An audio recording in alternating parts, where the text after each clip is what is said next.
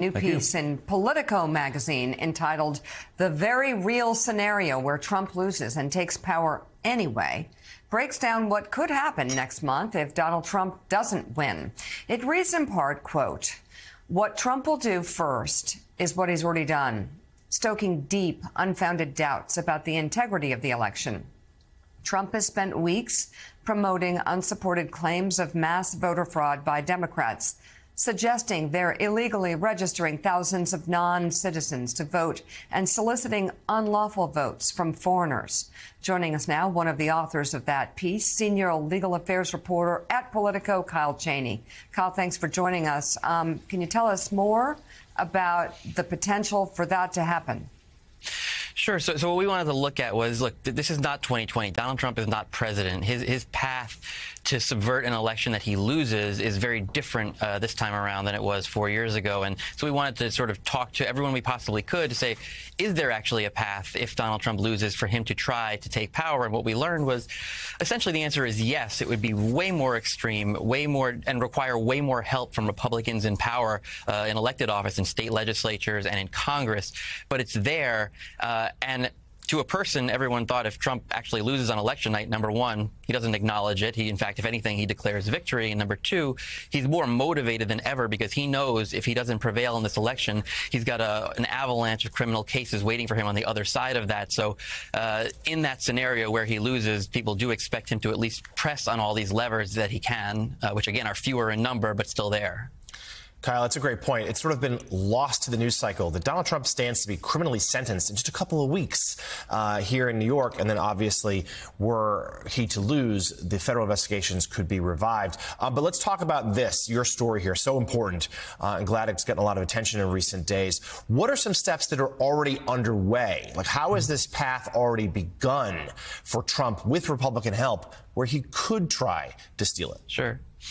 I mean, this is actually one area that's similar to 2020. It was this idea that you have to convince as many people as possible, especially on his side, that the election is you can't trust the results of the election. The election integrity is in doubt. And so that is actually of a piece with what we saw in 2020. But the idea is, I think someone mentioned the word permission structure earlier in a different context. Create a permission structure for Republicans who are in power, who do hold those levers currently where Trump does not, to take steps that they might not ordinarily take. Things like have state legislatures appoint alternate electors, or have members of Congress, resist binding themselves to federal election laws that would normally prevent the sort of accepting alternate slates of electors. And so I think the precondition is convince as many people as possible that you can't trust the results, and everything flows from there. Yeah, Kyle, Mara Gay here with the New York Times.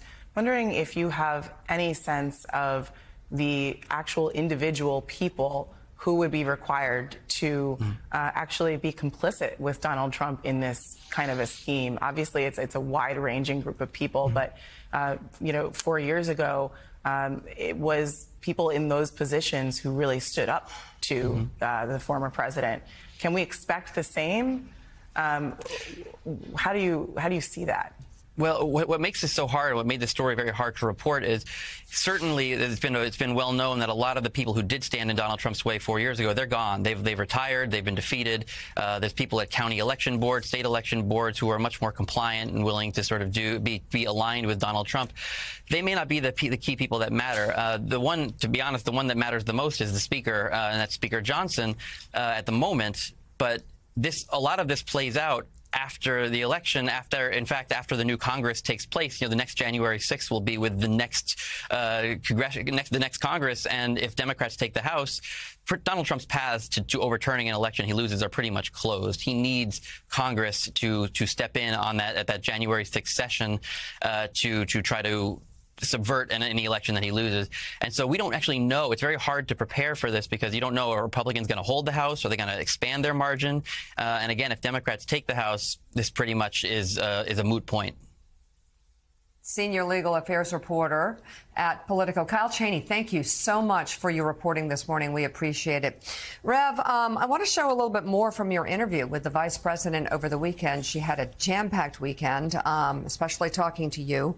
And here she is talking about support from black men in America. Take a look. Do you think some of the resistance of some men, black and white, is misogynist? And are you proud to see that most Americans, even being polled, have no problem supporting a woman at all? And I'm one that lived from Shirley to Kamala in terms of these campaigns.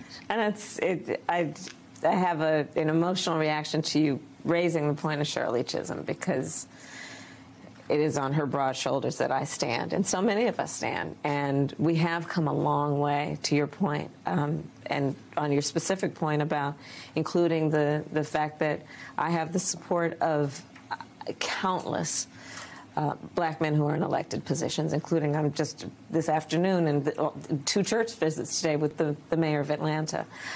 That being said, I think that you are absolutely right, that there is this narrative about what kind of support we are receiving from black men that is just not panning out in reality in terms of when I go to last night Atlanta and had, I think, 10,000 people at a rally.